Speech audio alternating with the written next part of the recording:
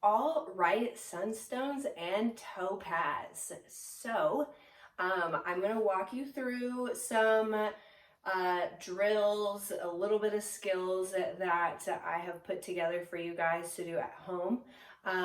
Just keep in mind that a lot of these things are kind of strength based, maybe a little bit conditioning like handstand drills, so that we can maintain having nice strong cores and building a good strong foundation that we can build back up on when we get back into the gym. One thing that I also want to mention, I know that we all love tumbling and working on our back handspring so much, but if you do work on those at home, just please be very, very careful. If you have a trampoline, that's awesome. If you're tumbling in your yard, just try and use a mat. If you really need a mat, we can possibly loan one out to you from the gym. But the last thing that I would hate to happen is that you guys get injured while you're practicing at home. So just please be careful and limit what we're trying to do from home as far as tumbling. First thing we're gonna get started with is a wall walk handstand. First, you need a wall, which I'm going to use right here on the other side of my couch. What you're going to do is you're going to start in a push-up position with your feet right up against the wall.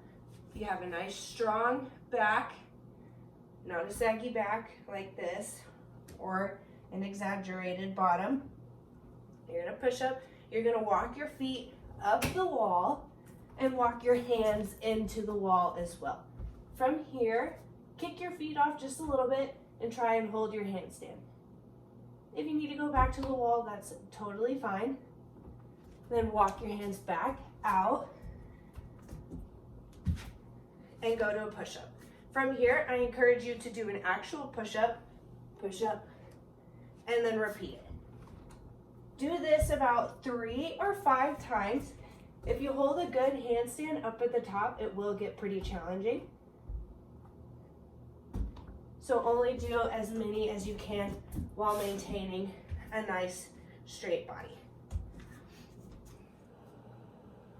Next, we're gonna do a press handstand up against a couch.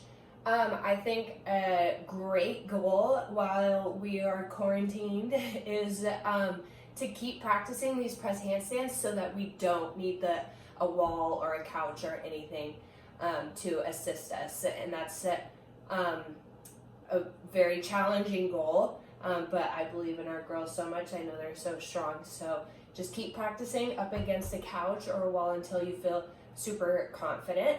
I'm going to show you right now what you can do to practice it with the couch. So what you're going to do is you're going to start by pressing your shoulders up into the couch.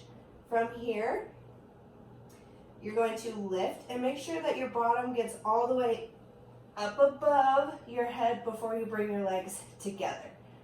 This is really important because if they try to bring their feet out this way, it won't work. So you have to make sure that your bottom is all the way above your head before you bring your legs together in the handstand. And you'll see that same motion even when you're not against the wall. You really have to lean forward like this, lean your shoulders over your hands in order to get your bottom up above, and then shoulders, and then legs above get your bottom above your head before you bring your legs together. So this couch or the wall just assists that leaning aspect, which we call a planche. This next strength drill is super good for our hip flexor strength and our cores and shoulders. What you're going to do is start like you're in a press handstand, or you're going to do the press handstand that we just did, but make sure that you start with your bottom to the wall, feet as close to the wall as you possibly can. Your hands are going to be right next to your feet. They don't want to come out too much. They need to be nice and close. From here, you're just going to jump up into a straddle and hold by pushing really tall through your shoulders and holding with just your hands and your bottom. So it will look like this. Jump up and hold. 1, 2, 3, 4, and 5. That's very challenging. If you guys can hold that for 3 to 5 seconds, I think that that is awesome. Repeat that a couple times. If we're having a little bit of trouble, just keep practicing it. You will get stronger and you will be able to do it. So keep practicing that one throughout the remaining weeks. I honestly don't know what it's called, but it's great for press handstands. It's great for, like I said, our core and hip flexor strength. So work really hard at that one.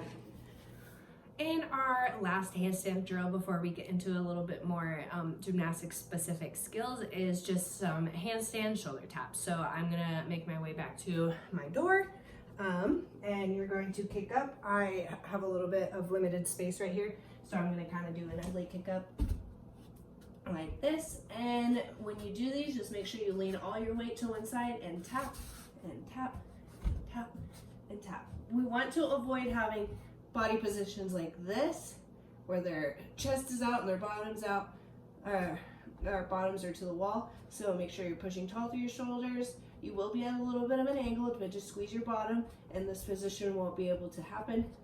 Squeeze your bottom, squeeze your core, and tap. Try and get about 5 taps on each shoulder, so for 10 total. Great job on the handstand drills. Now we're going to just move on to some levers. The girls are very familiar of what these are. We do them all the time at practice.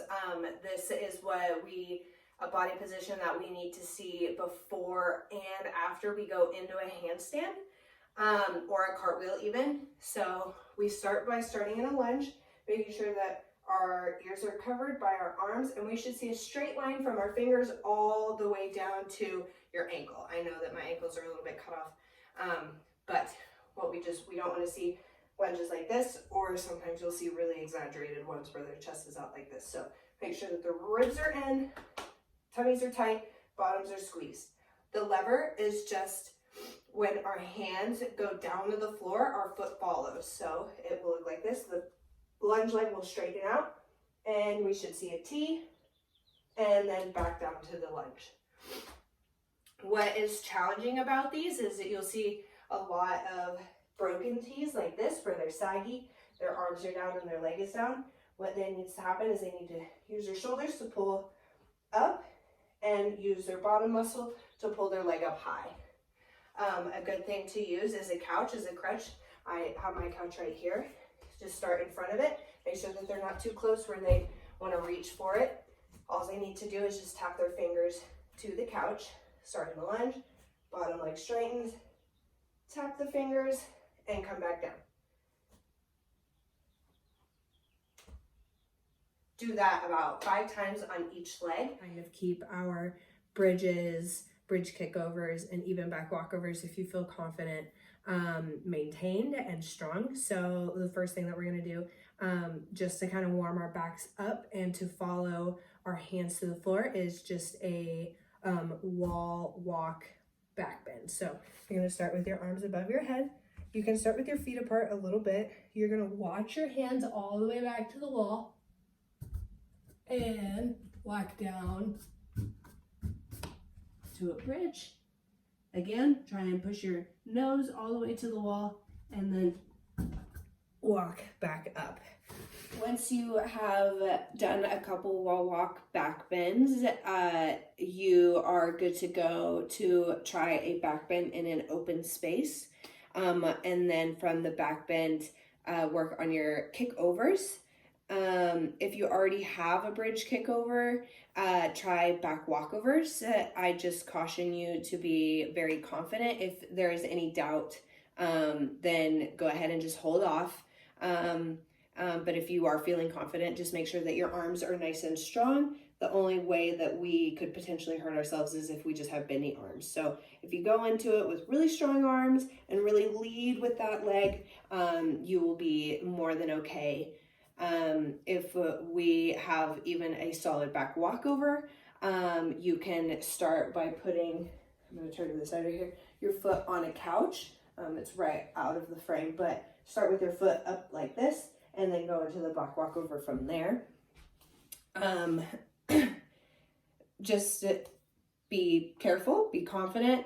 If you don't want to go for the back walkover, that is totally okay. The bridge kickover and the wall walks will give you enough foundation so that when we get back into the gym, we can keep working on those really hard. My last couple notes for you guys is the floor routine and the beam routine can always be practiced. Those are also really fun things to do at home. If you need a refresher of what the routine looks like, I will include a YouTube link to, I believe we're using my skills chart now, so that you can watch that YouTube video for reference. Another fun thing to do is to sit in front of a mirror and just practice arm motions. So the beginning of the floor routine would look like this, just using our arms. Straight jump, split jump. And so that's really fun, just making sure that our arms are nice and crisp. It kind of removes the whole distraction and worry about what our feet need to do and things like that. There's also very basic skills in the floor routine that can be practiced, like our jump series, split jump, straight jump, half turns, leaps, things like that, so that those will be nice and fresh when we get back into the gym too. I guess from here, just let me know if you have any questions or you want feedback on anything. I'm more than happy to. I've already gotten a couple videos from you guys, and it makes me so happy seeing you guys work so hard from home. I love seeing it, so just send me videos or a note anytime you want. I'm here for you guys. I love and miss you, and I will see you guys soon.